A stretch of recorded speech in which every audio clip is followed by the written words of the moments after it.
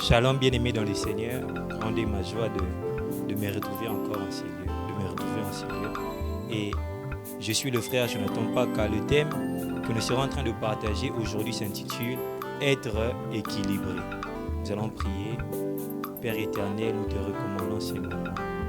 Si nous te prions de passer par nous afin de parler à ton peuple, bénis ces moments, mets sur ma bouche les paroles qu'il faut et que la parole qui sera libérée en ce lieu atteigne tes objectifs à toi dans le nom de Jésus. Amen. Notre thème d'aujourd'hui est être équilibré. Nous sommes dans Acte 18, du 1er au 5e verset. La Bible dit, Acte 18, du 1er au 5e verset, la Bible dit, après cela, Paul partit d'Athènes et se rendit à Corinthe. Il y trouva un juif nommé Aquila, originaire du Pont, récemment arrivé d'Italie avec sa femme Priscille, parce que Claude avait ordonné à tous les Juifs de sortir de Rome. Il se lia avec eux. Et comme il avait le même métier, il demeura chez eux et il travailla. Ils étaient faiseurs de tentes. Je répète le verset 3. La Bible dit, et comme il avait le même métier, il demeura chez eux et il travailla. Ils étaient faiseurs de tentes. Paul discourait dans la synagogue chaque sabbat et il persuadait les Juifs et les Grecs. Mais quand Silas et Timothée furent arrivés de la Macédoine, il se donna tout entier à la parole, attestant aux Juifs que Jésus était le Christ. Mon thème est intitulé « Être équilibré ». Bien-aimé, être équilibré, c'est simplement être en mesure de garder le niveau de sa relation avec Dieu, quels que soient les engagements ou les devoirs de la vie. Être en mesure de garder sa constance avec le Seigneur, de garder la constance de son intimité avec Dieu, quels que soient les niveaux des engagements et des devoirs de la vie. Nous voyons dans notre société beaucoup d'enfants de Dieu faillir dans leur relation avec Dieu ou bien même perdre une certaine dimension qu'ils avaient avec le Seigneur une fois devenus peut-être parents, une fois qu'ils ont commencé un nouveau boulot ou bien même une fois qu'ils ont accédé à un autre cycle dans leur cursus scolaire. Et de notre côté aussi, nous voyons des enfants de Dieu, des serviteurs de Dieu qui n'envisagent même pas travailler,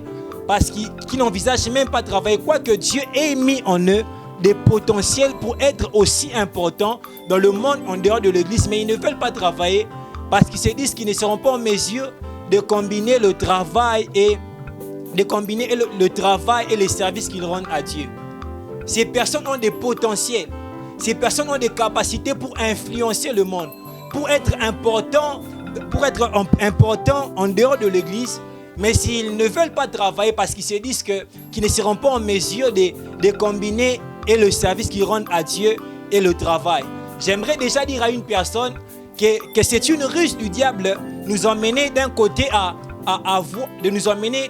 voir normal le fait de ne pas entretenir une intimité avec Dieu parce que tout simplement nous sommes chargés au niveau du boulot, au niveau de l'université, au niveau peut-être de la famille. Et c'est aussi une ruse du diable nous emmener à croire que nous sommes peut-être appelés à plein temps alors que Dieu ne nous appelle pas à plein temps.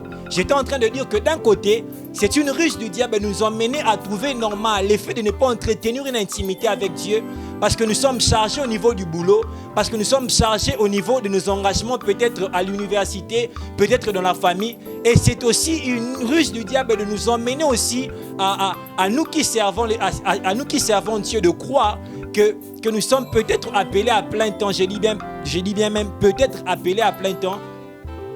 De croire que nous sommes appelés à plein temps alors que Dieu ne nous appelle pas à plein temps. Déjà même en parlant des appels à plein temps, nous devrions regarder certains appels à plein temps avec les lunettes de l'esprit.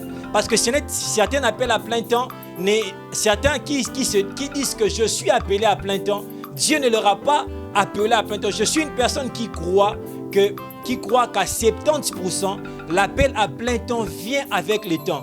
Je veux m'expliquer. Je suis de ceux qui croient qu'à 70% l'appel à plein temps vient avec le temps. C'est-à-dire que Dieu sera en train de te faire comprendre qu'il t'a appelé à plein temps quand il sera en train d'élargir l'espace de ta tente au niveau du service que tu rends pour lui. Quand Dieu sera en train d'augmenter les charges, ça sera pour lui une manière de te faire comprendre que tu dois présentement peut-être tout laisser pour te disposer à lui. À l'église, il y a des gens qui n'arrivent pas à combiner leur travail et le service qu'ils rendent pour Dieu. On n'arrive pas à être excellent et au boulot et dans le service que nous rendons à Dieu. Nous n'arrivons pas à être excellents peut-être et à l'église et à l'université. Nous voyons des chrétiens à l'université qui trichent, tout simplement parce que le temps qu'ils devraient consacrer à réviser leurs notes, ils sont en train de méditer. Nous voyons des chrétiens qui n'arrivent pas à satisfaire leur patron au niveau du boulot, tout simplement parce que le temps qu'ils devraient peut-être se concentrer dans les affaires de leur boulot, ils sont là peut-être en train de méditer, ou ils sont là peut-être en train de prier. Nous devrions être excellents et dans le domaine de notre boulot, et dans le domaine de nos études, et dans le domaine du service que nous rendons à Dieu. Dans le texte que nous avons lu, la Bible nous parle de l'apôtre Paul qui, une fois arrivé à Corinthe, a dû combiner et le service qu'il était en train de rendre à Dieu et le travail et un travail qu'il était dans l'obligation d'exercer. La Bible dit que quand Paul est arrivé à Corinthe, il a trouvé un couple chrétien qui avait le même métier que lui. La Bible dit que Paul s'est associé à ce couple de chrétiens et il s'est mis à travailler. La Bible dit qu'ils avaient le travail des faiseurs de tentes. Et là, c'est au niveau du verset 3. Au verset 4, la Bible nous montre que l'apôtre Paul, quand bien même qu'il était pendant la semaine en train de faire le boulot de faiseur de tentes, le sabbat, il allait dans la synagogue pour enseigner le juif, pour enseigner le grec. Pendant la semaine, il était en train de faire un travail pénible. Pendant la semaine, il était en train de monter des tentes. J'aimerais nous emmener à comprendre que monter des tentes est un travail qui est vraiment pénible. Ça nécessite que nous puissions porter du bois, que nous puissions tirer des cordes. Ça nécessite vraiment un très grand effort physique. Mais en dépit de tout cela, l'apôtre Paul était capable de préparer son service du sabbat pendant la semaine et le sabbat aller dans la synagogue convaincre les Juifs et le Grec que Christ était réellement le Messie, que Jésus était réellement le Messie, que Jésus était réellement le Christ. Bien aimé, et quand j'ai lu ce texte, je me suis dit, si l'apôtre Paul, lui qui avait des très grands engagements avec le Seigneur, était capable de combiner et le travail qu'il était en train de faire et le service qu'il était en train de faire pour Dieu, je crois que tout chrétien, si nous nous mettons, nous serons en mesure de combiner notre travail et le service que nous rendons à Dieu. La Bible dit que pendant la semaine, l'apôtre Paul montait des tentes. Mais le sabbat, il allait dans la synagogue pour enseigner le juif et le grec. Et même ce qui m'a le plus marqué dans ce texte, c'est que le puissant apôtre Paul connaissait quand même un métier. Combien nous avons à l'église des chrétiens qui ne connaissent rien, qui ne savent même pas faire quelque chose. Nous avons même de jeunes chrétiens qui négligent leurs études. Bien aimés, nous devrions savoir une chose. Si Dieu ne nous a pas appelés à temps plein, nous ne devrions pas forcer l'appel à temps plein. Il est possible de combiner et le travail et le service que nous rendons à Dieu. Il est possible d'être excellent au niveau du boulot, mais aussi être excellent dans le travail que nous rendons à Dieu. L'apôtre Paul était en mesure de combiner ces deux choses. J'aimerais déjà nous signaler que l'apôtre Paul avait un appel à plein temps. Mais parfois, il s'est retrouvé dans des circonstances où il était obligé de travailler afin de ne pas être à charge aux personnes à qui il était en train d'apporter la parole. L'apôtre Paul le dit dans 1 Corinthiens 9 du 15e au 27e verset. L'apôtre Paul est en train d'expliquer que quand il était à Corinthe, il s'est trouvé dans l'obligation de travailler lui-même parce qu'il ne voulait pas être une charge pour les personnes à qui il annonçait la parole. Il est dit encore dans 1 Thessaloniciens 2, le verset 9, l'apôtre Paul dit, « Vous vous rappelez vous-même, frères, notre travail et notre paix, nuit et jour, à l'œuvre pour n'être à charge à aucun de vous. » L'apôtre Paul avait un appel à plein temps. Mais parfois, il s'est retrouvé dans des circonstances où il était obligé de travailler. Il était obligé d'exercer un métier afin de ne pas être à charge aux personnes à qui il annonçait la parole. Bien-aimés, nous pouvons combiner et le travail et les services que nous rendons à Dieu. Il est possible, bien-aimés, de combiner le travail et le service que nous rendons à Dieu. Bien-aimés, les chrétiens doivent être influents dans la société. Bien-aimés, nous ne devrions pas simplement être puissants dans les 4 murs de l'église. Nous ne devrions pas simplement être puissants dans le domaine spirituel. Mais nous avons aussi besoin de chrétiens qui sont intelligents. Nous avons aussi besoin de chrétiens qui sont excellents dans les métiers. Nous avons aussi besoin de chrétiens qui font très bien les tâches qu'on leur confie au niveau de leur travail. Bien-aimés, il y a des gens qui ne viendront qu'à l'église parce qu'ils ont vu des chrétiens peut-être à l'université qui sont les plus intelligents. Il y a des gens qui vont venir à l'église parce que tout simplement au niveau de leur travail, celui qui épate tout le monde est un chrétien. Les chrétiens, nous devrions être en mesure d'influencer le monde. Et pour cela, nous devrions être influents dans toutes les sphères de la société. Bien-aimés, la Bible nous dit que Daniel, Shadrach, Meshach, Abednego étaient plus intelligents que tous les autres jeunes de leur entourage. Ils étaient enfants de Dieu, mais ils étaient aussi très intelligents. Bien-aimés, en tant qu'enfants de Dieu, si nous voulons influencer le monde, nous devrions être compétents dans toutes les sphères de la société. À l'église, nos jeunes frères, nos jeunes sœurs de l'Ecodie manquent parfois des modèles, des repères. Quand un jeune peut-être veut sans lui la vocation de servir Dieu, à l'église, il voit des modèles. Peut-être il voit son pasteur, peut-être il voit un frère qui est zélé, mais dans nos écodimes, quand un jeune peut-être veut être politicien, il ne trouve pas de modèles à l'église. Pourquoi? Parce qu'à l'église, nous n'avons pas des politiciens qui sont là en train d'influencer dans la politique et qui quand même ont gardé la constance dans leur relation avec Dieu. Quand un jeune veut peut-être devenir professeur à l'université, à l'église, il ne voit pas peut-être des modèles. Pourquoi? Parce qu'à l'église, on ne trouve pas suffisamment de ces gens qui sont influents dans les sphères de la société. À l'église, nous avons besoin de trouver des joueurs de football, des joueurs de basket. À l'église, nous avons besoin de trouver des chrétiens qui sont zélés pour Dieu, qui sont assoiffés de Dieu, mais qui quand même influencent aussi dans d'autres sphères de la société. Bien-aimés, aujourd'hui, j'aimerais nous donner 3 choses qui nous aideront à réussir à être équilibrés. 3 choses qui vont nous aider à arriver à combiner et le service que nous faisons pour Dieu et le travail que nous avons. Bien-aimés, la première des choses que j'aimerais nous donner pour être équilibré, pour être en mesure de garder le niveau de sa constance avec le Seigneur et le travail que nous faisons, la première des choses que j'aimerais nous dire, bien-aimés, pour être en mesure de combiner et le service que nous rendons à Dieu et le travail que nous avons en dehors de l'église, la première des choses que j'aimerais nous dire, c'est qu'il nous faut d'être stratégique. La première des choses, il nous faut d'être stratégique.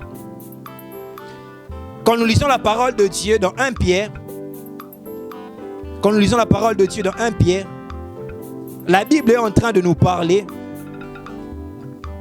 La Bible nous parle, 1 Pierre 4, le verset 7. La Bible dit: la fin de toutes choses est proche. Soyez donc sages et sobres pour vaquer à la prière.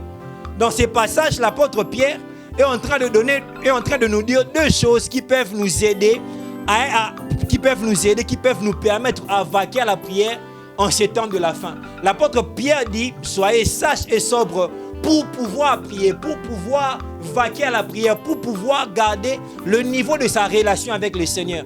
Bien-aimés, nous sommes au temps de la fin. Le temps de la fin, c'est un temps où nous sommes en train de connaître l'accroissement du mal, l'accroissement du péché. Mais le temps de la fin n'est pas simplement un temps qui est caractérisé par l'accroissement du mal ou l'accroissement du péché. Mais le temps de la fin est aussi un temps qui est caractérisé par la pression de la vie. Le temps de la fin, c'est aussi un temps qui est caractérisé par le fait que le système va beaucoup demander aux hommes. Le système exigera que les hommes puissent beaucoup donner dans leur boulot. Déjà même, nous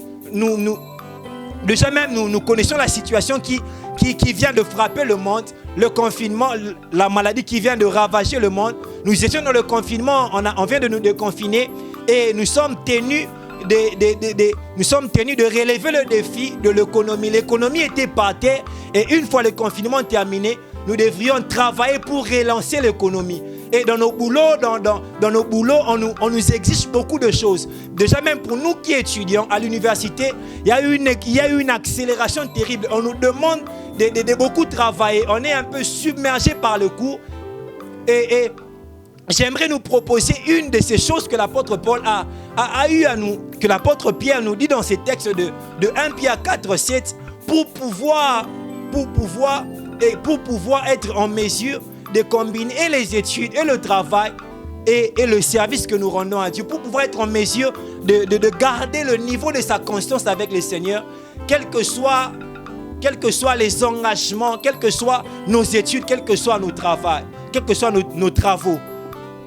Bien-aimés, l'apôtre Pierre dit, soyez donc sages et sobres pour pouvoir vaquer à la prière. Et moi, j'aimerais nous parler de la sagesse pour nous permettre à être équilibrés. Bien-aimés, celui qui est sage saura être équilibré. Celui qui est sage saura être en mesure de combiner le travail et le service qu'il fait pour Dieu. Parce que dans la sagesse, il y a le côté stratégique.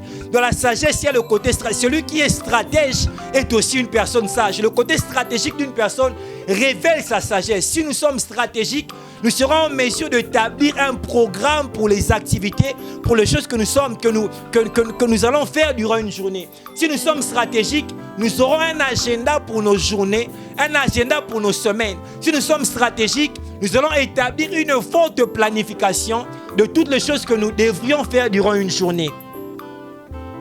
Bien-aimés, si nous sommes stratégiques, nous pouvons établir un très beau programme. Un programme très fort. C'est-à-dire peut-être qu'à telle heure, je ferai ceci. Quand je rentre du boulot à 18h, je ne vais pas trop me concentrer à la télé. Je vais peut-être suivre les informations, mais m'endormir très tôt pour pouvoir me réveiller la nuit, peut-être afin de méditer ou afin de prier. Le côté stratégique m'emmènera peut-être à me dire que, comme le travail me prend beaucoup de temps, avant de m'endormir, c'est là que je veux prier. Pas une prière de 5 minutes, mais je veux vraiment prier. Et quand je me réveille, je médite. Alors je peux aller travailler. C'est ça le côté stratégique. Le côté stratégique m'emmènera à peser mes activités dans la balance des priorités. Ça m'emmènera à être sélectif. Me dire peut-être que parce que je veux entretenir une relation avec Dieu, parce que je veux très bien servir Dieu, parce que je veux garder mon intimité avec le Seigneur, je peux éliminer telle chose. Le côté stratégique m'emmènera à éliminer certains loisirs, à me dire que parce que je veux garder le niveau de mon intimité avec le Seigneur, je veux supprimer telle chose de mon agenda, je veux enlever telle chose de mon programme. Bien-aimé, il nous faut être stratégique. Tu dois commencer par établir les choses que tu vas faire en une journée, avoir un agenda pour tes journées. Bien-aimé, est-ce que tu as un agenda pour tes journées? Est-ce que tu programmes tes journées? Si tu ne programmes pas tes journées, tu ne sauras être équilibré. La deuxième des choses, pour être en mesure de combiner et le service que nous rendons à Dieu et le travail que nous avons, c'est l'esprit de sacrifice. Il nous faut avoir un esprit de sacrifice. Parce que tu peux bel et bien être stratégique. Tu peux établir un programme, mais si tu n'as pas un esprit de sacrifice, tu ne seras pas en mesure de respecter le programme que tu t'es toi-même établi. L'esprit de sacrifice nous emmène à obéir au programme que nous nous sommes nous-mêmes fixés. L'esprit de sacrifice nous emmène à passer à un second programme quand nous venons de finir le premier programme qui nous a fatigués. L'esprit de service m'emmène à aller servir Dieu à l'église quand je reviens même de l'université. L'esprit de service m'emmène à prier Dieu quand je reviens de mon travail qui m'a fatigué. L'esprit de service m'emmène peut-être à réviser mes notes quand je reviens de l'église quand je reviens d'un long culte à l'église. Bien aimé, il nous faut d'avoir un esprit de sacrifice. La Bible nous parle de Christ dans Marc 1, le verset 35. La Bible dit, pendant qu'il faisait encore sombre, Christ s'est levé et il est allé dans un lieu désert pour prier.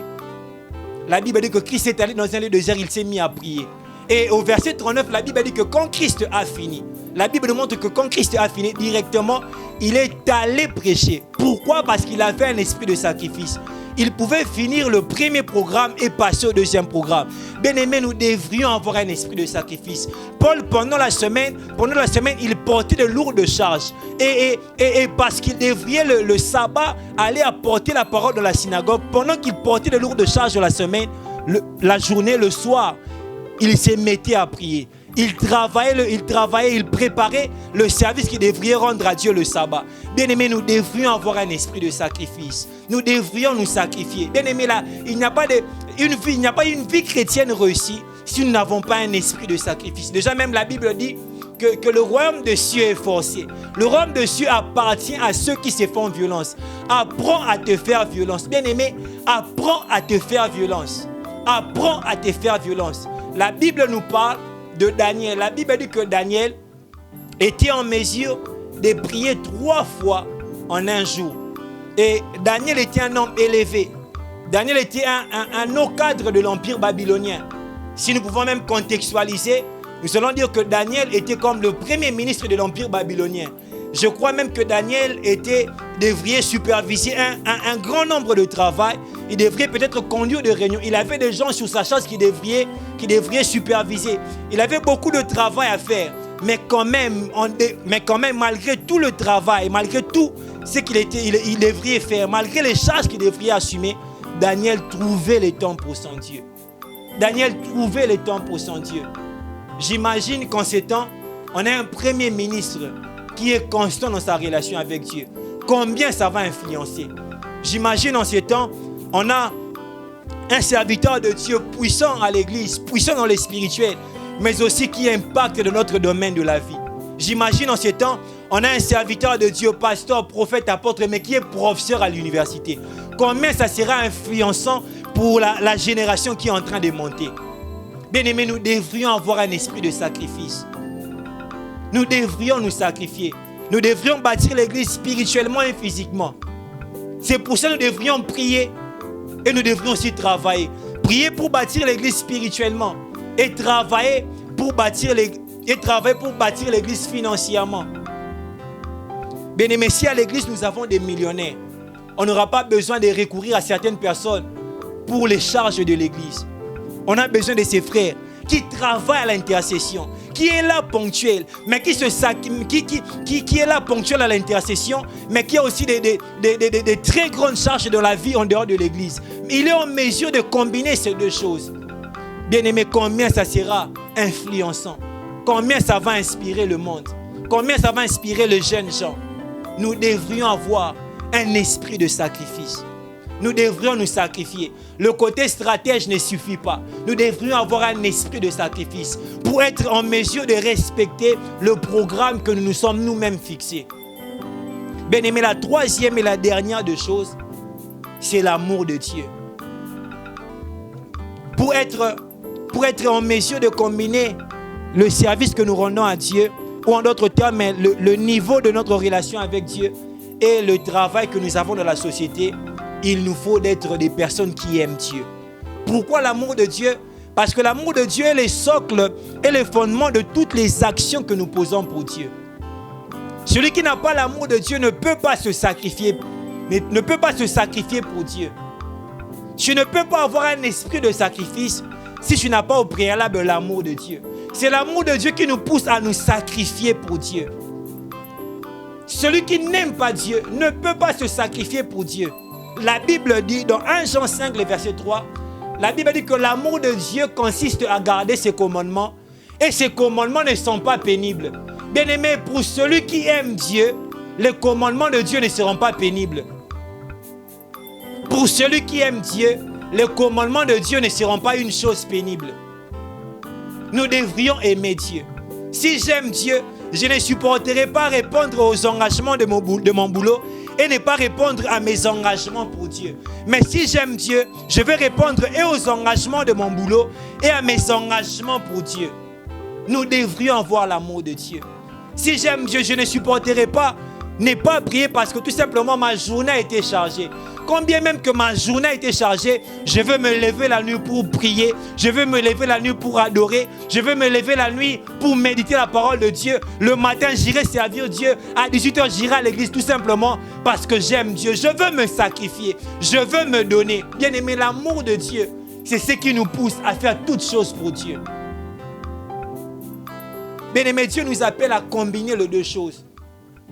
Il peut se faire que Dieu t'a appelé à un appel à plein temps. Mais si Dieu ne t'a pas appelé à un appel à plein temps, si tu sens en toi le désir de travailler, si tu sens en toi le désir de mettre à profit le potentiel que Dieu a mis en toi, bien aimé, ne t'effraie pas. Tu seras en mesure de combiner et le travail pour Dieu et le travail en dehors de l'église. Tu seras en mesure de le faire. Si l'apôtre Paul a réussi à le faire, bien aimé, tu seras en mesure de le faire. Je suis de ceux qui croient que le réveil de ces temps ne viendra pas au travers d'un groupe de gens qui est réunis en un lieu en train de chercher la face de Dieu. Réunis en un lieu, ne sortons pas, cherchons la face de Dieu. Mais je crois que le réveil de ces temps viendra aussi par des gens qui, la journée, sont là dans le travail et la nuit sont en train de chercher la face de Dieu. Bien aimé, Dieu nous appelle à être équilibrés. Arrêtons avec les excuses. Moi, je n'arrive pas à servir Dieu parce que mon travail me prend beaucoup de temps. Bien aimé, si tu réfléchis, tu trouveras un département à l'église qui peut t'aider à combiner le travail et le service que tu fais pour Dieu. Si tu réfléchis, tu trouveras un département à l'église. Un département qui peut t'aider à combiner le travail en dehors de l'église et le travail pour Dieu. Bien aimé, réfléchis. Ne donne pas des excuses. Ne donne pas des excuses. Dieu t'appelle à le servir. Dieu t'appelle à garder une relation avec lui. Bien aimé, 100% des personnes qui disent que moi je ne prie pas parce que le travail me prend beaucoup de temps sont quelquefois des paresseux. Parce que moi je crois que si on s'organise, si on a un esprit de sacrifice, si on aime Dieu, on peut relever ce défi. Arrêtons avec les excuses. Bien aimé, soyons là dans l'intimité. Quels que soient les engagements de la vie, quels que soient les devoirs de la vie, quelles que soient les charges que nous avons au niveau de la famille, au niveau de la société, bien aimé, Dieu nous appelle à l'intimité. Dieu nous appelle à le servir. Que Dieu nous bénisse. Que Dieu nous bénisse. J'aimerais prier pour clôturer. Peut-être tu t'es senti concerné par ces messages. Tu te dis que je n'arrive pas à combiner mon travail. Je n'arrive pas à combiner le service que je rends à Dieu et mon travail en dehors de l'église.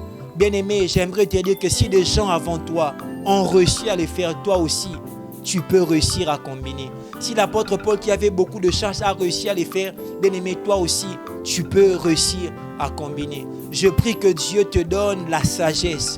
Je prie que Dieu te donne la sagesse de répartir les tâches. Je prie que Dieu te donne un esprit de sacrifice, que Dieu enlève en toi la paresse, que le Saint-Esprit te fortifie, que tu sois capable de réduire tes temps de sommeil, que tu sois capable de réduire tes temps de loisirs pour servir Dieu, pour demeurer dans l'intimité. Que Dieu te donne un esprit de sagesse, un esprit de sacrifice.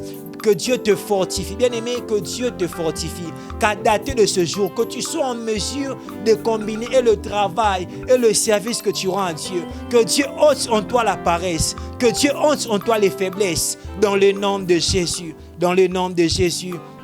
Dans le nom de Jésus. Amen. Amen.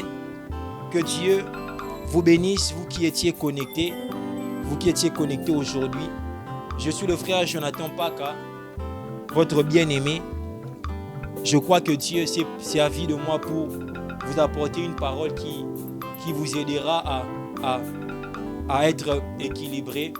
Et pour ceux qui auront besoin de notre contact, voici mon numéro 090 38 25 330. 090 38 25 330. Je suis le frère Jonathan Paka.